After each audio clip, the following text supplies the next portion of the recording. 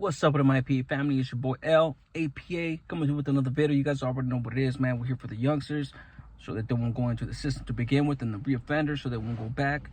And, hopefully become some solid-ass role models for our youngsters, you know what I'm saying, for their kids, you know what I'm saying? And I know there's a good amount out there that are already doing it. So my hopes is that they watch these videos by way of my experiences, get fully motivated, that the resolve strengthens, and they keep pushing forward. So as you can tell by the good old caption, the thumbnail, that uña, man, I won't say it's part two, but I guess it will be part two, but a continuation of catching my case. Quick recap. Caught my case. I did 15 years in prison for attempted murder, with great bodily injury, discharging a firearm as a gang member, gang enhancements, all that stuff. I filed my case in the county jail for almost 3 years, about 3 years. And, just to give you a sense of what I went through on that, the county jail, Orange County Jail is clean compared to LA County Jail. But as far as the doing time aspect of it, man, at first it was messed up. And then it's the same as LA County. The deputies were fucking killing inmates, trying to gang up on dudes, handcuffing them, throwing them downstairs. And I'm going to reiterate a story later on that now that I'm reminded for this new channel. And for those of you guys that know that even if I retell a story, on my first channel, I try to keep the stories to a minimum, short videos. But this time around, if I do retell them, I'm adding details that I left out because I didn't want to do a long video. So, yeah, man, they were doing that, man. A lot of them got investigated eventually. The FBI sent in undercover agents, which got messed up. they beat them down. Same thing as LA. You know what I'm saying? With the gangs over there, the deputy gang members over there as well. So yeah, man. The county jail, the food was messed up. You could only watch one channel in a day room at a time. The hole in the county jail is nothing to play with. I'd rather be in the hole in prison than the county. Albeit it is shorter whole terms in the county than it is in prison, but that's just a footnote. So yeah, man, my point is, it wasn't nice. It wasn't nice to be stuck in the county jail fighting this case for that long. But I dodged the bullet, man. The dude that was testifying on me on the shooting case was set to stand trial with me, meaning not stand trial, but testify at my trial against me. And then, just by the grace of God, he got deported. He got deported. So when it came time to pick for jury selection, they subpoenaed all the witnesses, the security guard that was in the shopping center that night working, and obviously the gang units, the experts, and things like that. I don't think they need to subpoena the gang experts and all that because they'll come willingly. But the other people there, they subpoenaed them. So this was a start witness / victim, and they couldn't find him. And at this point, when I went to court, I'm going to court. I already had my little suit, whatever. We're about to start picking the jury, and my attorney comes like, "Hey, the prosecutor's asking for more time, a delay." And I'm thinking, like, man, at this point, I'm done. I am absolutely done waiting for this trial. I mean, I was postponed. See, my attorneys, and shout out to Scarsoni, man. David C. Scarsoni, that's his name. He was a pro bono attorney out of Anaheim Hills. I got lucky with him. His whole strategy was postpone, so that this dude that was telling on me could, he already had a record. He got caught with the gun that night. Keep in mind, I got shot on my case. I got shot on my chest as well as a shootout.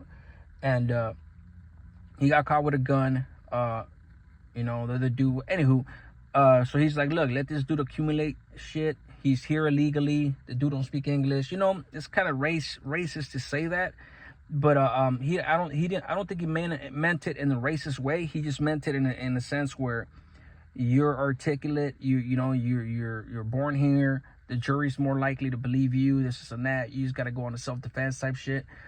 But ultimately, that wouldn't have worked because I'm not gonna get him. I'm not gonna get up on the stand and you know what I'm saying, like, and testify on anything. So even if it's on my behalf, so I didn't tell him that. I told him, okay, cool, keep postponing.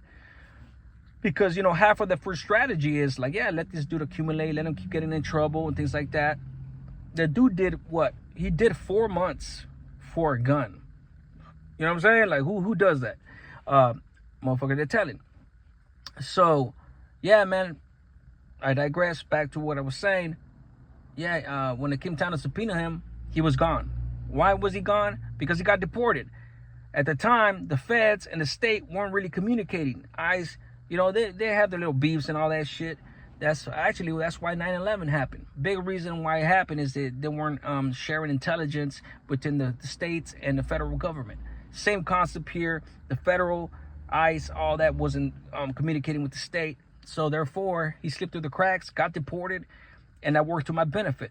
And he's the only one that had really on my case. They didn't have no gun. They didn't have no the gunshot residue. I was wearing gloves. They didn't find me at the scene. Nothing. All they had was this dude telling on me and me being in a hospital in a different city. That's it. And I had a bullet inside of me for 7 years. They ended up taking it out at Pleasant Valley. That's just part of the case. But so they couldn't extract the bullet because it was they weren't able to remove it, you know, because the bullet went through my chest, passed through my lung, just barely passed through my lung to the point where it was too dangerous for them to go in there and extract the bullet. So basically, you know what I'm saying, like, aside from me flatlining and 3 days unresponsive, coma, things like that, there were still the risk that the bullet could go in my lung and that was a wrap, you know. But by the grace of God, of course, it pushed out eventually, and that was that. And so yeah, basically they had nothing. So I signed. They came in. They offered me. At first, I'm the one that told them I'll take 30 years for 2 strikes, as long as I had a date, you know, because I was seeing a bunch of dudes around me getting convicted on attempted murder, shootings, things like that, and they didn't even hit their victim. You know what I'm saying? So I was willing to take anything without the L and take my chances. And so by the time they came and offered me the same thing. Okay, we'll take your deal. I was like, no, hell no. Circumstances had changed. Then they came back 25. Then they came back 20. I was like, look, man, 15. I'll take 15 years. That's what I'll take. And my crimey actually had priors for street terrorism, firearm possessions, and things like that. So he had a record, you know what I'm saying, for gangs and shit like that. So we both get 15, or we're taking this shit to the box. We're taking the trial. And man, thank God they came back, signed for 15. In reality, I shouldn't have even done time. You know what I'm saying? If it wasn't for this dude. But it is what it is. You know, I was guilty to a certain extent, and that's just what it was. You know, so I signed for that. Boom, went upstate. Now, what did I do? What did I go through after that I caught that case? So, you know what? Let me change it up a little bit. Let me tell you a little bit about the county jail. So I went on. I'll make this a part 1, and I'll come back to make a part 2. As far as everything that I went through the streets and being strung out and sleeping where I was, things like that. County jail, man. Being in the county jail, man, is for anybody that's done time, especially doing time, doing years in there. You know, I got to see riots, fucking changes, food changes, lack of visiting, people living their life out there, things like that. And some of the craziest things that I went through in there, I've already actually uploaded on some of my prior videos for anybody that wants to check them out. Some of the riots and incidents and things like that, fights, all that, you know. And I remember getting to the first module that I got to was F28. F-28 was the first module that I got to. That module was full of Asians. It was maybe about 35 Asians in there, about 30 blacks. This is like, I think it was 68 to 74 man tank. One of those two, I forget the number. So it was the majority blacks and Asians. The rest, there was only 5 of us when I got there.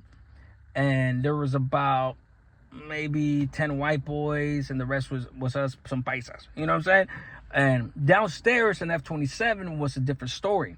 It was the opposite. Blacks and Asians were short. The raza was the majority. And then in between was, the others, some Asians, some Samoans as well, and the white boys, my white brothers. So, yeah, man, I spend there, and what I spent doing in there, the usual, so playing pinochle during the day, chess, working out. You broke up your time, and batches of Pruno. And the beautiful thing with that was the even though Pruno was very, very toxic and very, very detrimental, very bad for your stomach, the lining of your stomach, mess around, get some ulcers and shit, and some people did. It was the dorm setting was very different in a sense where it was dirty. You know what I'm saying? The cops there wouldn't give us no cleaning supplies or anything like that. And I'll top it up with one little footnote. There was a homie from Anaheim, Penguin City, right? What was his name? I want to say Penguin, but I'm not sure. Short dude, older cat, big old thick brocha. I think they called him Penguin, bro. Pretty sure they called him Penguin. Anyways, he was short as hell as a penguin, and he was from Penguin City. And he came from the feds. He came from the feds, and either came from the feds or got out and then got locked up and was in the county for whatever reason. But he had been to the feds. That's my point. And he was one of the first ones that ever that taught me as far as having a rapport with the COs. Obviously, because prison is different. The county jail, you really don't have that rapport with deputies. You know what I mean? Imagine having a good rapport with a deputy at that time that were just trying to kill dudes and weren't respecting us, and they were just fucking, putting hands on dudes.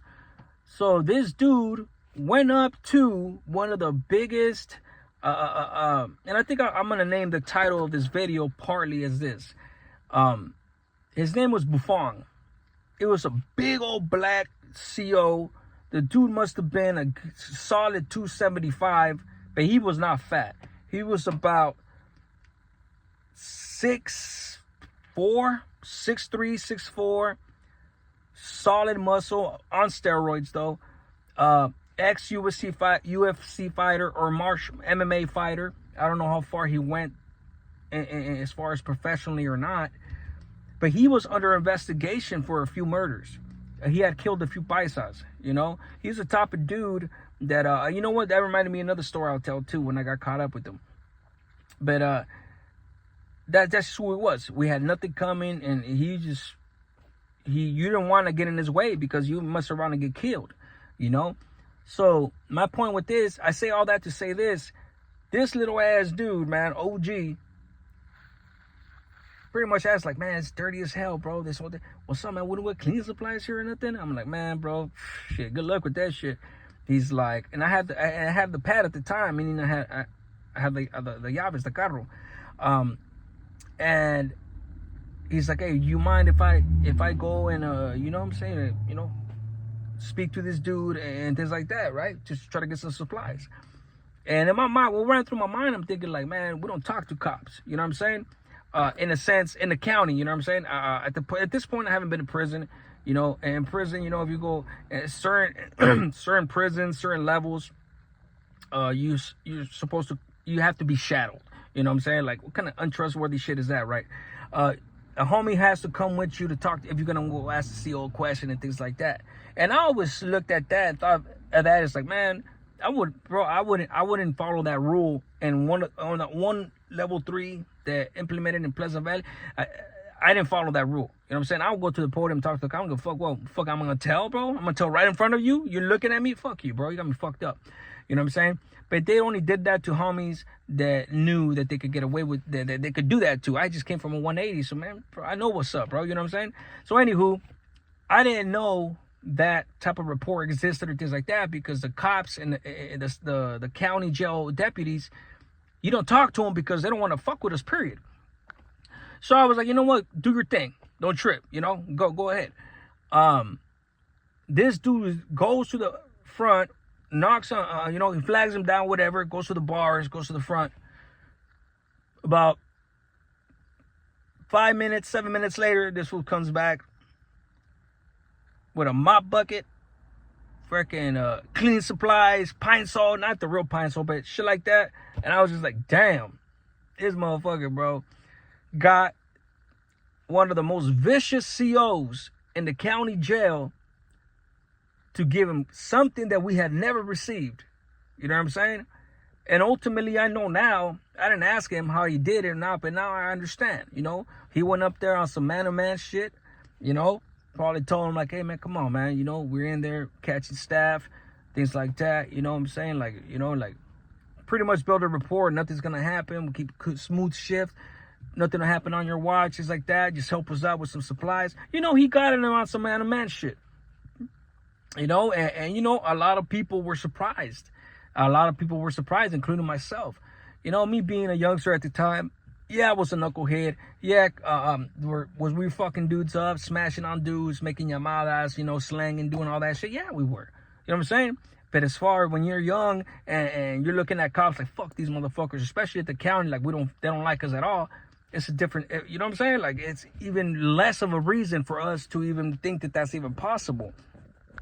Now, when you get to prison, of course, the COs, they don't disrespect you, you pretty much, they treat you how you treat them, and then vice versa, and it's only right, So, aside from that, man, that was just a little footnote, little side story of how some of the things in the county jail, the Pruno days were crazy.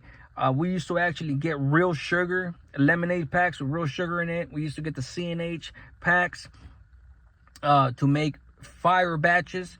We used to hang them on the showers so that we used to run the hot water.